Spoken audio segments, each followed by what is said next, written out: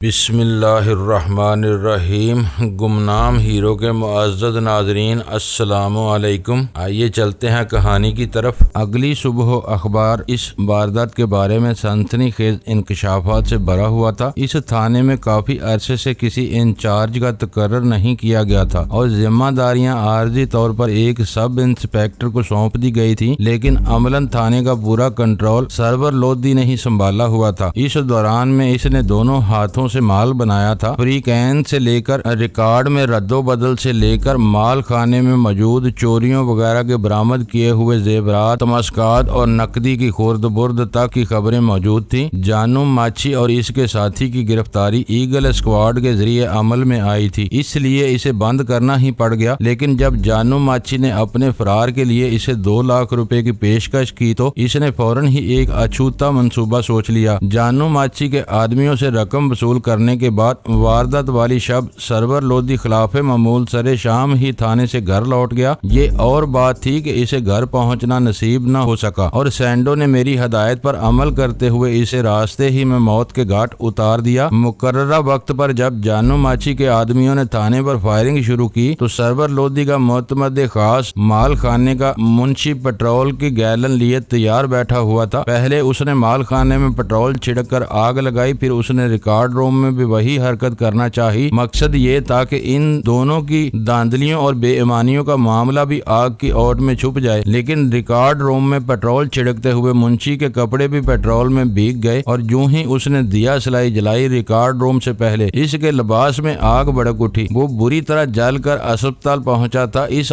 آگ نے اسے اس قدر دہشت زدہ کیا کہ اس نے کسی باز پرس کے بغیر خود ہی سارے جرائم کا اعتراف کر لیا، جس کی تائید یا تردید کے لیے سرور لودھی زندہ نہیں تھا۔ مگر مجھے اچھی طرح اندازہ تھا کہ جس شخص کو ایگل چیف اپنے مقاصد کے لیے بلیک میل کر رہا ہو وہ کبھی بھی چھوٹا مجرم نہیں ہو سکتا تھا۔ اس مذموم سانحے میں آتش زنی سے 3 اور فائرنگ سے صرف 2 افراد زخمی ہوئے تھے، جبکہ مرنے والوں میں سے جانو ماچھی کے صرف ایک ساتھی کی لاش دستیاب ہو سکی تھی۔ عام طور پر اس رائے کا اظہار کیا جا رہا تھا کہ جانو ماچھی نے 2 لاکھ روپے رشوت دینے کے بعد خود ہی سرور لودھی کو ہلاک کرایا تھا اور معاملے کو الجھانے کے لیے اس کی لاش پر عقاب کی تصویر والا کارڈ ڈال دیا تھا۔ معاملے کو سیدھا رکھنے کے شوق میں تفتیشی افسران نے اس نکتے کو فراموش کر دیا تھا کہ جانو ماچھی اپنے جرائم کو الجھانے کا عادی نہیں تھا، بلکہ اپنی داغ قائم رکھنے کے لیے خود ہی اپنی سیاہ کاریوں کا برملا اعلان کرتا پھرتا تھا۔ واردات کے فوراً بعد شہر سے نکاسی کے تمام راستوں کی سخت ناکہ بندی کر کے اندرون شہر مفرور مجرموں کی تلاش کی مہم شروع کر دی گئی، جس کے نتیجے میں دیگر بہت سے مجرم پکڑے گئے، لیکن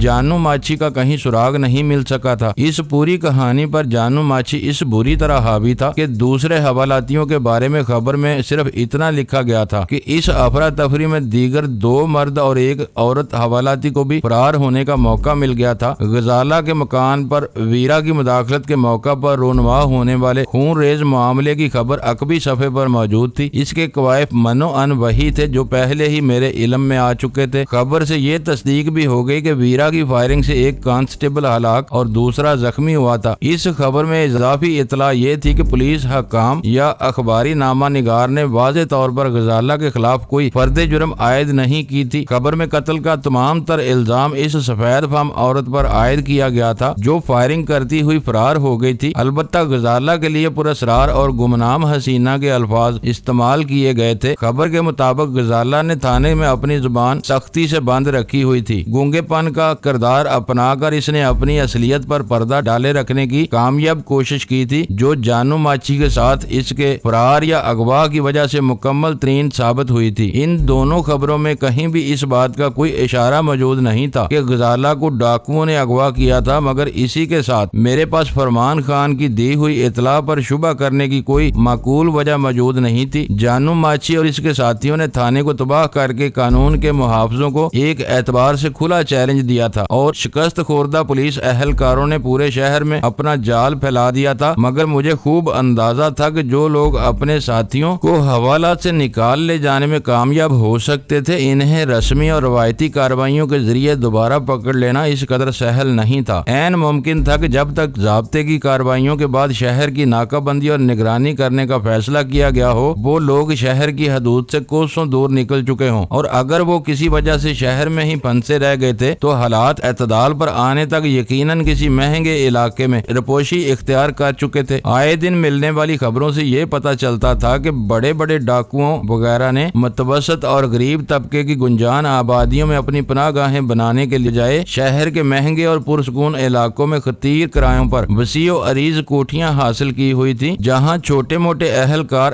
دروازوں پر رکنے کی جرت بھی نہیں کر سکتے تھے، کیونکہ ایسے علاقوں میں ہر گھر کے مکین آسودہ حال اور بارسوخ تھے جو اپنی خلوت اور شہری آزادیوں کے بارے میں غیر معمولی حد تک حساس تھے۔ ایسے 10-20 گھروں کے درمیان اگر ایک چار دیواری میں چور، ڈاکو، قاتل اور دہشت گرد بھی پناہ گزین ہو جاتے تو کسی کوشش یا محنت کے بغیر ان تمام غیر معمولی آزادیوں اور رعایتوں سے فیض یاب ہو سکتے تھے جو ان کے معزز پڑوسیوں کو حاصل تھیں۔ غزالہ کے قصے نے مجھے ذہنی طور پر اس قدر مفلوج کر کے رکھ دیا تھا کہ اس کی بازیابی کے سلسلے میں مجھے فوری طور پر شہر میں فرمان خان کے علاوہ کوئی سہارا نظر نہیں آ رہا تھا۔ اس کی زبانی مجھے یہ معلوم ہو چکا تھا کہ جانو ماچھی بدنام ڈاکو اور قاتل ہونے کے ساتھ ہی تاوان کے لیے باحیثیت لوگوں کو اغوا کرنے کا بھی عادی تھا۔ میں نے اس نقطے پر خاصا غور کیا تھا اور اس نتیجے پر پہنچا کہ تاوان کے اعتبار سے غزالہ کی ذات میں جانو ماچھی کے لیے کوئی دلکشی نہیں تھی۔ وہ حوالات میں قید ایک گمنام عورت تھی جس کے بارے میں جانو ماچھی کو یہ تک معلوم نہیں تھا کہ اس کا کوئی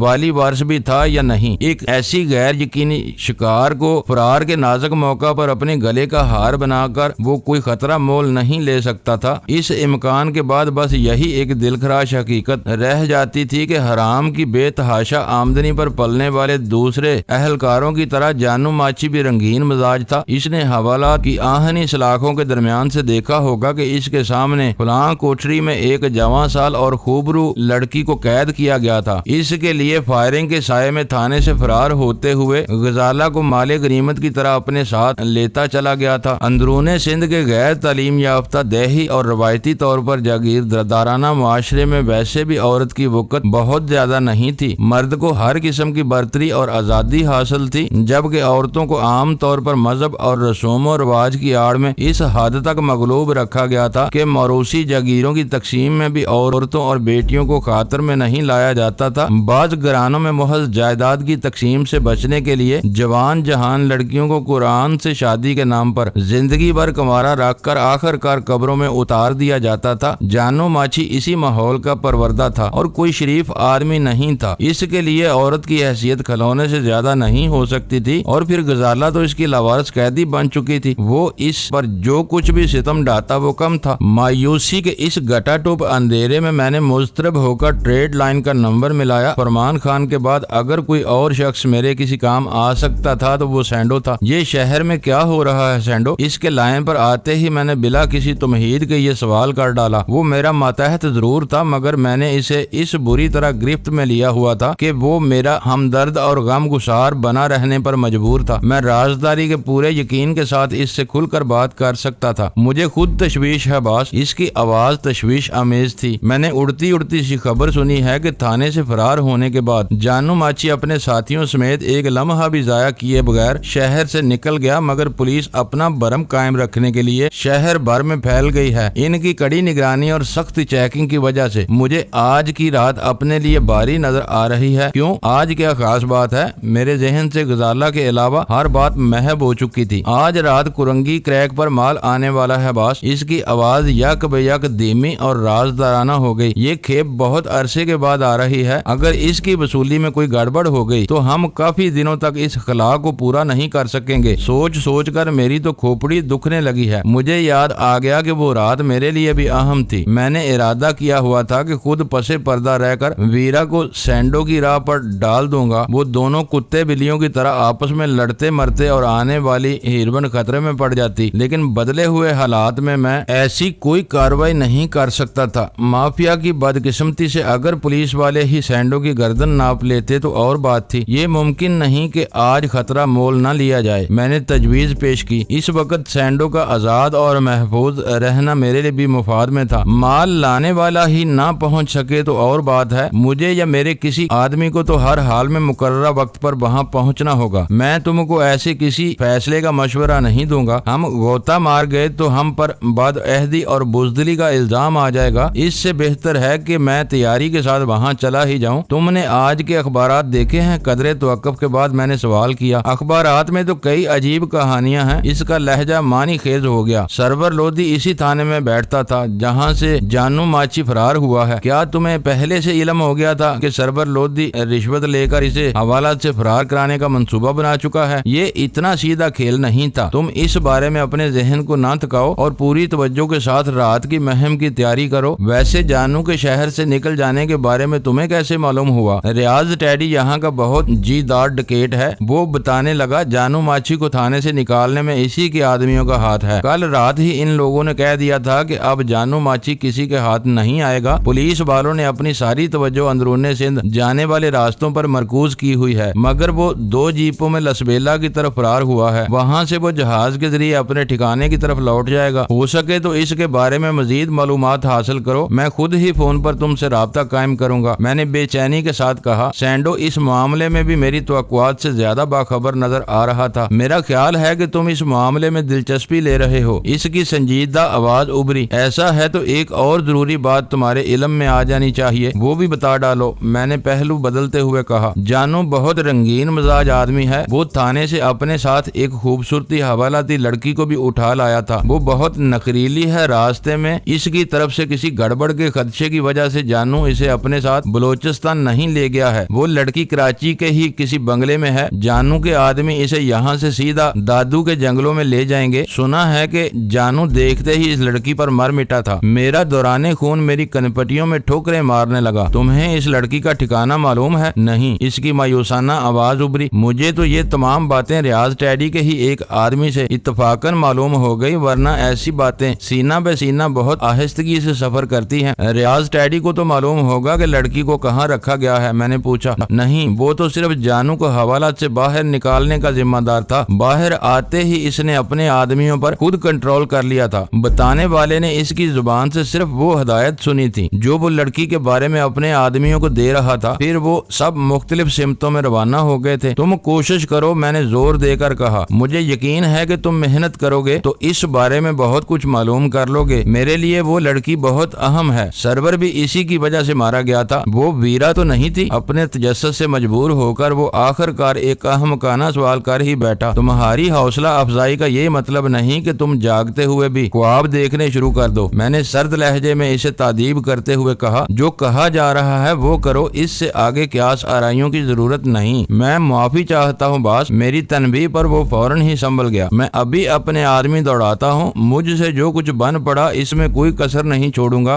گڈ، میں نے سرسری لہجے میں کہا۔ نوکری کرنے کا یہ بنیادی اصول یاد رکھنا کہ بہترین ماتحت وہی ہوتا ہے جو اعلیٰ ترین کارکردگی دکھا کر بھی ماتحت ہی بنا رہتا ہے۔ جو لوگ سر پر آنے کی کوشش کرتے ہیں وہ اپنی اچھی کارکردگی پر بھی ستائش کے 2 بول سننے کو ترستے رہتے ہیں۔ میں نے ریسیور کریڈل پر رکھ دیا۔ غزالہ قریب آتے آتے یک بے یک ایک شراب کی طرح میری نظروں سے اوجھل ہو گئی تھی۔ میرے لیے وہ خیال ہی سہانے روح تھا کہ اسے لے جانے والا ایک رنگین مزاج قاتل اور ڈاکو تھا، لیکن غنیمت یہ تھا کہ حالات کے جبر کے تحت عارضی طور پر غزالہ جانو ماچی کی دسترس سے دور اور بڑی حد تک محفوظ تھی۔ جانو نے اس کے لیے اپنی پسند کا اظہار کر کے اپنے آدمیوں کی کسی بھی چیرہ دستی کی راہ مسدود کر دی تھی، اور وہی میرے لیے ایک مہلت تھی کہ میں غزالہ کو ہوس کے اس درندے کے چنگل سے آزاد کرا لوں۔ اس بارے میں ستارے بھی کچھ کم یاور ہی نظر آ رہے تھے۔ ایک طرف فرمان خان ان پہاڑوں اور جنگلوں سے خوب آشنا تھا جہاں جانو ماچی روپوش رہتا تھا، اور دوسری طرف سینڈو نے کسی جدوجہد کے بغیر کچھ کلیدی باتیں معلوم کر لی تھی، اور اگر مجھے کراچی میں غزالہ تک پہنچنے میں کامیابی نہ ہوتی تو میں وقت ضائع کیے بغیر فرمان خان کے ساتھ دادو کے جنگلات کی طرف روانہ ہونے کا پختہ عزم کر چکا تھا۔ میں سینڈو سے ملنے والی معلومات کی روشنی میں سلطان شاہ سے اگلے اقدامات کے بارے میں تبادلہ خیال کر رہا تھا کہ فون کی تیز گھنٹی نے ہمیں چونکا دیا۔ میں نے ریسیور اٹھا کر ماؤتھ پیس میں ہیلو کہا ہی تھا کہ دوسری طرف سے ویرا نے بولنا شروع کر دیا۔ 10 بج رہے ہیں، تم اب تک فلیٹ میں بیٹھے کیا کر رہے ہو؟ میں بے چینی سے تمہارا انتظار کر رہی ہوں۔ یہاں ابھی تک میدان صاف ہے، ایک بار اس کے آدمی آ گئے تو تم اندر داخل نہ ہو سکو گے، اور کسی طرح تم اندر گھسنے میں کامیاب ہو گئے تو وہ سامنے نہیں آئے گا۔ اس نے اچھا خاصا تقریری اسٹارٹ لیا تھا، مگر میں نے اس کی بات کاٹ دی۔ تمہارے مسائل اپنی جگہ پر ہیں، مگر میں بھی کسی الجھن سے دوچار ہوں۔ پچھلی رات کو غزالہ حوالہ ساتھ سے اپنی مرضی سے فرار نہیں ہوئی بلکہ اسے جانو ماچھی اغوا کر کے لے گیا ہے۔ اسے غزالہ سے کیا دشمنی ہو گئی؟ اس کی تحیر زدہ آواز سے بے یقینی مترشح تھی۔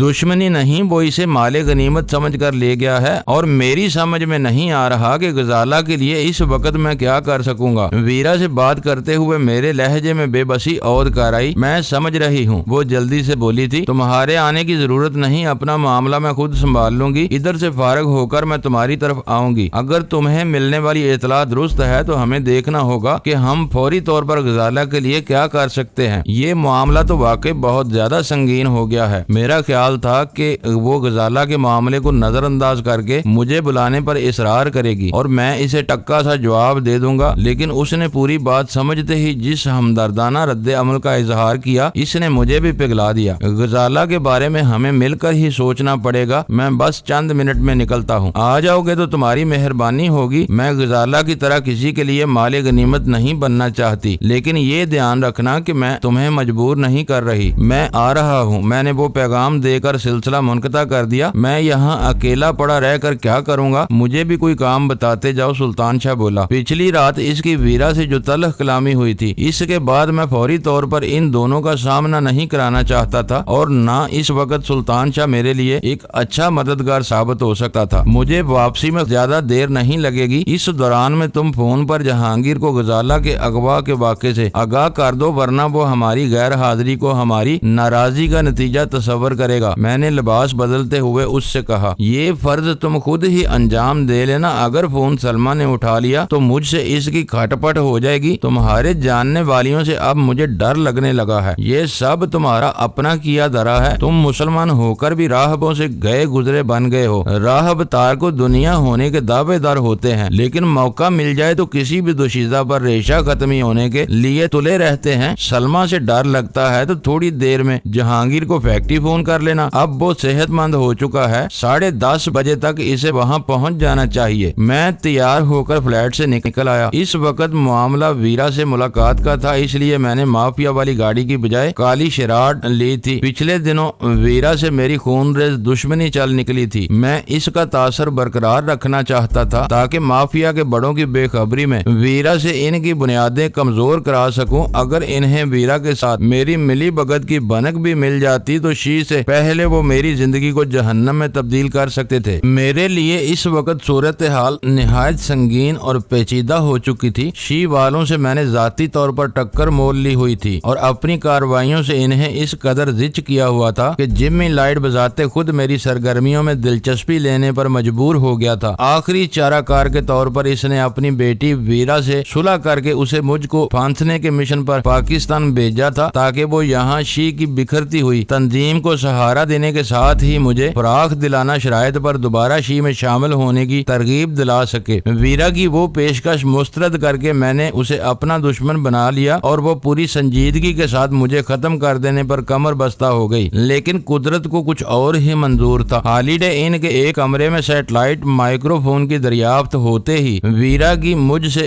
دشمنی دوستی میں بدل گئی۔ دوستی کی تجدید کے بعد مجھے اپنے خلوص کا مظاہرہ کرنے کا کوئی موقع نہیں مل سکا تھا، لیکن ویرا پے در پہ کئی مرتبہ اپنے عمل سے یہ ثابت کر چکی تھی کہ میری طرف سے اس کا دل صاف ہو چکا ہے۔ اس وقت ویرا کے گھر کی طرف سفر کرتے ہوئے مجھے اس سے عملی ہمدردی کے اظہار کا پہلا موقع میسر آیا تھا جسے میں استعمال کرنے والا تھا۔ دوسری طرف غزالہ کا معاملہ میرے لیے ناقابل فہم پہیلی کی صورت اختیار کر گیا تھا جسے بوجھنا مجھے اپنے بس سے باہر نظر آ رہا تھا۔ دلدار آغا کی موت کے بعد اس نے مجھ سے رجوع کرنے کی بجائے ناقابل فہم انداز میں روپوشی اختیار کر لی۔ پھر جب میں نے اس کا سراغ لگایا تو میرے اس تک پہنچنے سے پہلے وہ اپنے گھر سے نکل چکی تھی۔ میک اپ کی وجہ سے سلطان شاہ اسے نہیں پہچان سکا، لیکن غزالہ نے بھی کسی شناسی کا اظہار نہ کیا، اور اس سے قبل کہ میں اس مسئلے کو حل کرتا غزالہ پولیس لاک اپ میں پہنچ گئی جہاں سے جانو ماچھی اسے لے اڑا تھا۔ میرے پاس اس امر کے یقین کی کوئی صورت نہیں تھی کہ غزالہ کسی مجبوری کے تحت مجھ سے دور بھاگ رہی تھی یا پھر وہ ہمیشہ کے لیے مجھ سے ترک تعلق کا فیصلہ کر چکی تھی۔ غزالہ میری زندگی کی پہلی اور شاید آخری پاکیزہ چاہت تھی۔ میں نے اپنی زندگی کے بہترین لمحات اس کے ساتھ حسین مستقبل کے منصوبے بناتے ہوئے گزارے تھے۔ اس نے بے بسی، مجبوری اور نا امیدی کے جس موڑ پر پہنچ کر دلدار آغا سے شادی کرنے کا المناک فیصلہ کیا تھا، وہ کسی بھی خانہ دار مشرقی لڑکی کے لیے ناقابل تصور ہو سکتا تھا۔ ایسے مراحل پر باحیا لڑکیاں کوئی جرأت مندانہ فیصلہ کرنے کی بجائے عموماً موت کو گلے لگا لیتی ہیں، لیکن غزالہ کوئی عام لڑکی نہیں تھی۔ اس میں زندہ رہنے اور حالات سے لڑنے کا حوصلہ تھا، اس لیے میں نے دلدار آغا کے بارے میں اس کی لغزش کو بلا دیا تھا، لیکن غزالہ میری زندگی کی کتاب پر نرم پینسل سے لکھی ہوئی کوئی بے ثبات تحریر نہیں تھی جسے ربر سے مٹا کر فراموش کر دیا جاتا۔ اس کا وجود میری سانسوں اور دل کی دھڑکنوں میں بسا ہوا تھا۔ اس کی جھیل جیسی گہری آنکھیں اکثر میرے تصورات میں آ کر سوالیہ انداز میں میرے چہرے پر جم جاتی تھی۔ اس کے حسین پیکر کو میں نے بارہا کسی سائے کی طرح اپنے قرب و جوار میں محسوس کیا تھا۔ اس کے بارے میں سلطان شاہ سے تو عرضہ سرائی کر سکتا تھا، اس سے اپنی لا تعلقی اور بیزاری کا اعلان کر سکتا تھا، لیکن حقیقت یہ تھی کہ غزالہ سے ملے بغیر اور اس کی بے رخی کے اسباب جانے بغیر میں اس کے خلاف مر کر بھی کوئی یک طرفہ فیصلہ نہیں کر سکتا تھا۔ اس کی زندگی کے تباہ ہو جانے یا اس کے مر جانے سے پہلے میں ہر قیمت پر اس سے ملنا چاہتا تھا۔ اس ملاقات کے دو ہی امکانات باقی رہ گئے تھے۔ اول یہ کہ وہ اندرون سندھ لے جائے جانے سے پہلے ہی کراچی کی کسی شاہراہ پر مجھے اتفاقاً نظر آ جاتی، یا پھر مجھے ہر قیمت پر جانو ماچھی کی واپسی سے پہلے دادو کے گھنے اور خطرناک جنگلات میں اس کے ٹھکانے پر پہنچنا تھا جہاں جانو ماچھی کو غزالہ سے ملنا تھا۔ تیسری طرف میں مافیا بالوں میں گرا ہوا تھا۔ سیٹھ حبیب جیوانی ایک عارضی خطرے کے تحت رپوش ہو کر مقامی مافیا کی سربراہی مجھے سونپ گیا تھا۔ اس کے سر پر منڈلاتا ہوا خطرہ ٹل چکا تھا اور وہ کسی بھی وقت واپس آ کر اپنی جگہ سنبھال سکتا تھا، لیکن اس کی خفیہ کمی گاہ کا نہ مجھے علم تھا نہ کسی اور کو، اس لیے میرے سربراہی بدستور چل رہی تھی۔ مدر مافیا کے ڈان 3 نے فون پر مجھے یہ خبر بھی سنا دی تھی کہ میری وفاداریوں کا معاملہ نچلی سطح سے گزر کر شی اور مافیا کے بڑوں تک پہنچ گیا تھا۔ سپر ڈان اور جمی لائڈ اس متنازع مسئلے کو سلجھانے کے لیے جلد ہی یورپ کے کسی پرفضا مقام پر ملنے والے تھے، اور اس امر کا قوی امکان تھا کہ اس سربراہی اجلاس میں میرا اقبالی بیان سننے کے لیے مجھے یورپ طلب کر لیا جاتا۔ وہاں میرے ساتھ جو کچھ ہوتا وہ ایک الگ ہی قصہ ہوتا، لیکن اس مخدوش صورتحال میں کسی طویل مدت کے لیے شہر سے غائب ہونے کا خطرہ مول نہیں لے سکتا تھا۔ مافیا سے وفاداری میری شہر میں موجودگی کی طلبگار تھی، شی کی دشمنی میری روپوشی کی متقاضی تھی، جبکہ غزالہ کی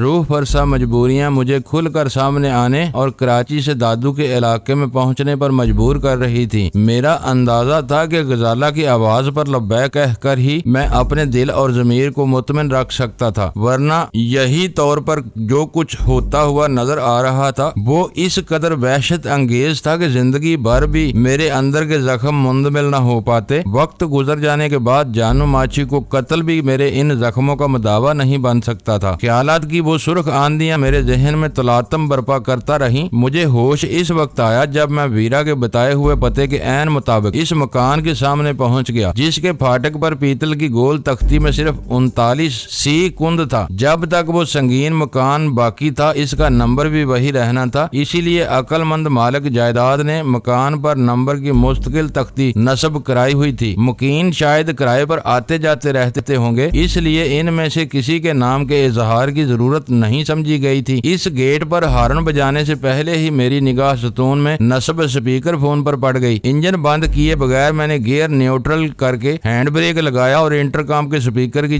جالی پر لگا ہوا بٹن دبا دیا۔ کون ہے؟ اس آلے پر فوراً ہی ویرا کی آواز سنائی دی تھی۔ میں الیکٹرک لاک کھول رہی ہوں، بزر آف ہونے سے پہلے ہی دروازہ کھول لینا۔ میرا نام سن کر ویرا نے ہدایت کی۔ میں پہلے ہی دیکھ چکا تھا کہ عریض آہنی پھاٹک میں ذیلی کھڑکی کے بجائے برابر میں ایک چوبی دروازہ بھی تھا جو صرف آدمیوں کی آمد و رفت کے لیے استعمال کیا جاتا تھا۔ دروازہ نہیں، پھاٹک کھولو، میرے پاس گاڑی بھی ہے، میں نے اسے آگاہ کیا۔ چوبی دروازہ کھول کر اندر آؤ، پھاٹک مکفل نہیں ہے۔ اسی کے ساتھ چوبی دروازے کی طرف سے بزر کی ہلکی سی آواز ابھرنے لگی۔ اس کی ہدایت پر عمل کرتے ہوئے میں نے گاڑی اندر داخل کر کے پھاٹک دوبارہ بلٹ کر دیا۔ وہ مکان بہت وسیع و عریض تھا۔ میں نے کار میں سوار ہو کر برآمدے تک جانے والی پختہ روش طے کی تو وہاں داخلی دروازے کے سامنے ویرا چبوترے پر میرے استقبال کے لیے موجود تھی۔ مہمانوں سے دروازہ یا پھاٹک کھلوانا بد تہذیبی بلکہ بدتمیزی میں شمار ہوتا ہے۔ میں نے کار سے اترتے ہوئے قدرے ناخوشگوار لہجے میں کہا۔ باتیں بنانے کی بجائے جلدی اندر آ جاؤ، اس نے برا مانے بغیر کہا۔ اتنے بڑے گھر میں اکیلا رہنے کی وجہ سے ایسی مجبوریاں پیش آتی رہتی ہیں، ایسی بھی کیا کفایت، تم کم از کم ایک چوکیدار تو رکھ ہی سکتی ہو۔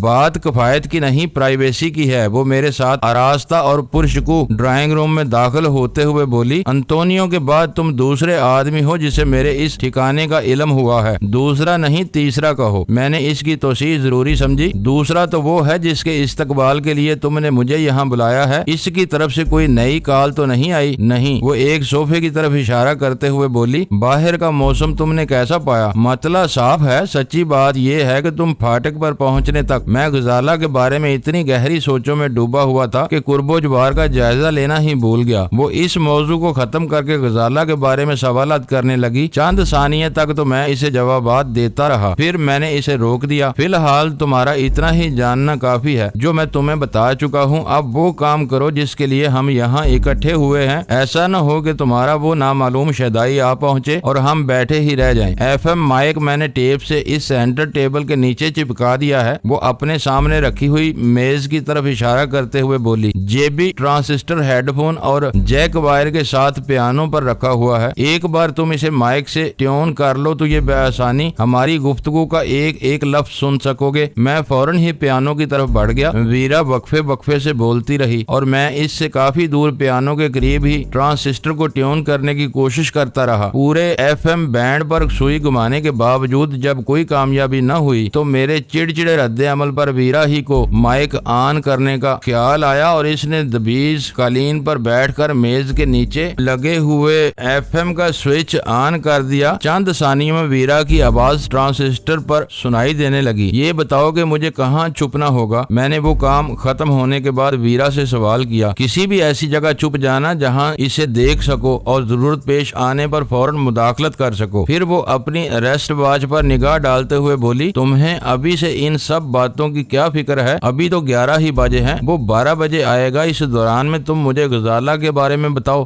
معزز ناظرین، لائک کریں، شیئر کریں اور کمنٹس باکس میں پاک آرمی زندہ باد، پاکستان پائندہ باد کا نعرہ ضرور درج کر کے اپنے ملک پر فخر کریں اور پاکستان کی بنیادیں مضبوط کرنے میں اپنا کردار ادا کریں۔ ویڈیو دیکھنے کا شکریہ۔ معزز ناظرین، اپنا خیال رکھیے گا اور ہمارے چینل کا بھی۔ ISI پاک آرمی زندہ باد، پاکستان پائندہ باد۔